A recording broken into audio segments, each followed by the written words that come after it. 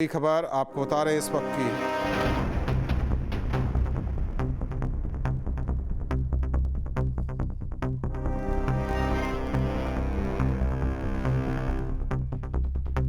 तो बड़ी खबर आपको बता रहे हैं इस वक्त की लोकसभा चुनाव से जुड़ी हुई दो अहम सीट कैसरगंज और इसके अलावा रायबरेली दिनेश प्रताप सिंह रायबरेली से बीजेपी के उम्मीदवार, जबकि कैसरगंज सीट से बृजभूषण शरण सिंह के बेटे को उम्मीदवार बनाया गया है। तो बड़ी खबर आपको बता रहे हैं। अमिकेश्वर पांडे हमारे साथ सहयोगी जुड़े। अमिकेश्वर, हालांकि अंतिम दौर तक यही लग रहा था कि बृजभूषण शरण सिंह को टिकट मिलेगा, लेकिन ऐसा नहीं, उनके बेटे को बीजेपी ने टिकट थमाया।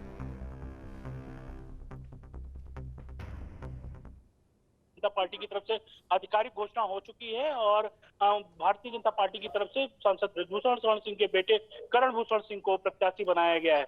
अभी करण भूषण सिंह अंदर हैं और उनके समर्थक बाहर इंतजार कर रहे हैं। उनके समर्थकों से आइए बात कर लेते हैं, जानते हैं कि आखिर किस तरह से हर्षोल्लास से वो लोग इसका स्वागत कर रहे हैं। क्यों आप बताएं कि क्या कैसा देख रहे हैं इसको? ये बहुत अच्छा है, बहुत अच्छा कदम है पार्टी का। और युवा हैं भैया, और क्षेत्र में हर कोरोना में पार्टी के हर कार्यक्रम में बहुत बढ़ चढ़कर बहुत तरीके से उन्होंने बहुत काम किया है, तो उसको जो है पार्टी ने उनको टिकट दिया। ये तो बहुत खुशी की बात है हम लोगों के लिए। कैसा से भारतीय जनता पार्टी के जो है प्रत्याशी के रूप में अभी आधिकारिक घोषणा हो गई करण भूषण सिंह, किस तरह से देखा?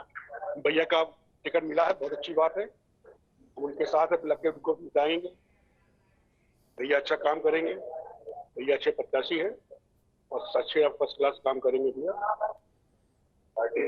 तो लोगों के अंदर भी उल्लास की लहर है। और अमिकेश्वर बने रहिए हमारे साथ। अविनाश हमारे साथ सहयोगी जुड़े हैं। अविनाश, जिस तरीके से कैसरगंज से बृजभूषण के बेटे करण भूषण को उम्मीदवार बीजेपी ने बनाया, वहीं अगर रायबरेली की बात करें तो दिनेश प्रताप सिंह को बीजेपी ने टिकट थमाया है। बिल्कुल, देखिए, जहां तक सवाल कैसरगंज का है तो कैसरगंज से पहले ही यह संभावित था कि वहां से बीजेपी बृजभूषण शरण का टिकट काट सकती है। हालांकि इस बात की भी प्रबल संभावना थी कि अगर बृजभूषण का टिकट कटता है तो बृजभूषण के परिवार से ही बीजेपी किसी को टिकट देगी। हालांकि पहले इस बात की चर्चा थी कि उनकी पत्नी को भाजपा टिकट दे सकती है। हालांकि आज सुबह से ही चूंकि यह साफ हो गया था कि बृजभूषण शरण को टिकट नहीं देकर बीजेपी उनके बेटे करण भूषण को टिकट देने जा रही है। अब चूंकि प्रत्याशियों के नामों की घोषणा हो चुकी है, दो प्रत्याशियों की सूची जारी की गई है बीजेपी की तरफ से, जिसमें अगर कैसरगंज की बात करें तो बीजेपी ने वहां से बृजभूषण शरण की जगह उनके बेटे करण भूषण को उम्मीदवार बनाया है। वहीं रायबरेली की बात करें तो रायबरेली में बीजेपी ने दूसरी बार दिनेश प्रताप सिंह, जो कि सरकार में, योगी सरकार में मंत्री भी हैं, उन पर दांव खेला है। देखा जाए तो पिछले चुनाव में भी वो चुनाव लड़े थे। तो कह सकते हैं कि इन दोनों सीटों को लेकर जो एक असमंजस की स्थिति दिख रही थी भारतीय जनता पार्टी में, या यूं कह सकते हैं कि जो तस्वीर साफ नहीं थी वो तस्वीर लगभग साफ हो चुकी है। और देखिए, प्रत्याशियों की सूची तब जारी की गई है जबकि अब से थोड़ी ही देर बाद माना जा रहा है कि अगले 1 से 2 घंटों के भीतर कांग्रेस की भी सूची आने वाली है अमेठी और रायबरेली को लेकर। देखिए, जहां तक सवाल रायबरेली का है तो रायबरेली सीट को लेकर बीजेपी वेट एंड वॉच की स्थिति में थी, क्योंकि पहले चूंकि यह भी संभावना थी कि हो सकता है कि इस बार रायबरेली से गांधी परिवार से कोई चुनावी मैदान में ना उतरे। वैसे में चूंकि बीजेपी तमाम रणनीतियों को साधते हुए आगे बढ़ने की कोशिश करती है और जो एक माइक्रो मैनेजमेंट होता है इलेक्शन को लेकर, उस लिहाज से भी बीजेपी की अपनी पूरी तैयारी होती है। तो बीजेपी देख रही थी, स्थिति को भांप रही थी कि अगर गांधी परिवार से कोई चुनाव नहीं लड़ता तो दिनेश प्रताप सिंह की जगह किसी और को बीजेपी चुनाव वहां से लड़ाती। लेकिन चूंकि वहां पर अब सोनिया गांधी की जगह उनकी बेटी प्रियंका गांधी का नाम लगभग फाइनल माना जा रहा है कि अगले 1 से 2 घंटों में कांग्रेस की तरफ से सूची जारी कर दी जाएगी। वैसे में बीजेपी ने अपनी सूची जारी कर दी है, जिसमें कैसरगंज से बृजभूषण शरण के बेटे करण भूषण और रायबरेली सीट से दिनेश प्रताप सिंह, जो कि मौजूदा सरकार में मंत्री भी हैं। जाहिर तौर पर काफी देर हो गई, यानी कि कल नामांकन का आखिरी दिन और आज टिकट का ये फाइनल होना। और वहीं आखिरी दौर पर कैसरगंज की अगर बात करें, अमिकेश्वर हमारे साथ जुड़े हैं। अमिकेश्वर, जरा बातचीत तो कीजिए, क्योंकि इससे पहले जब आपने बातचीत की थी बृजभूषण शरण सिंह से तो उनका कहना था कि इंतजार कीजिए, टिकट किस तरीके से मिलता है सबको पता चल जाएगा। और आज दिन देखा गया किस तरीके से टिकट मिला, उन्हें नहीं बल्कि उनके बेटे को।